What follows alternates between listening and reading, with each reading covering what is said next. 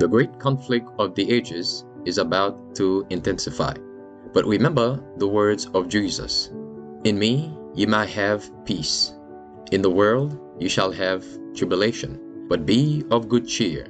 I have overcome the world.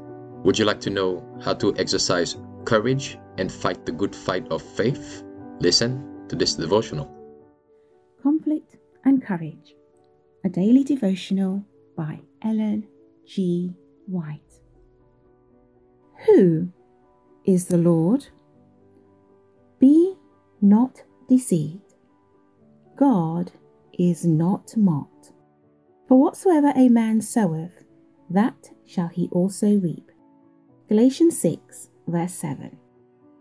Pharaoh sowed obstinacy, and he reaped obstinacy. He himself put this seed into the soil. There was no more need for God by some new power to interfere with its growth than there is for him to interfere with the growth of a grain of corn. All that is required is that a seed shall be left to germinate and spring up to bring forth fruit after its kind. The harvest reveals the kind of seed that has been sown. Pharaoh saw the mighty working of the Spirit of God. He saw the miracles which the Lord performed by his servant, but he refused obedience to God's command.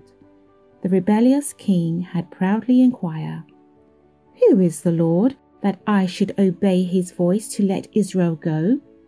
Exodus 5, verse 2.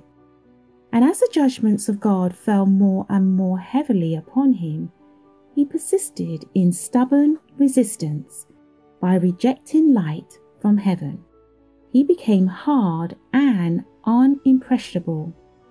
The providence of God was revealing his power, and these manifestations unacknowledged were the means of hardening Pharaoh's heart against greater light. Those who exalt their own ideas above the plainly specified will of God are saying, as did Pharaoh, "Who is the Lord that I should obey his voice?" Every rejection of light hardens the heart and darkens the understanding, and thus men find it more and more difficult to distinguish between right and wrong, and they become bolder in resisting the will of God. He who has once yielded to temptation will yield more readily the second time.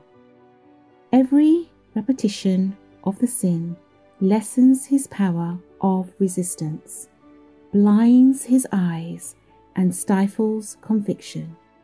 Every seed of indulgence sown will bear fruit. God worked no miracle to prevent the harvest.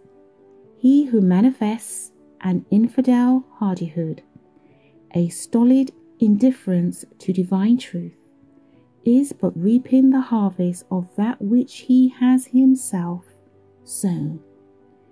It is thus that multitudes come to listen with solastic indifference to the truths that once stirred their very souls.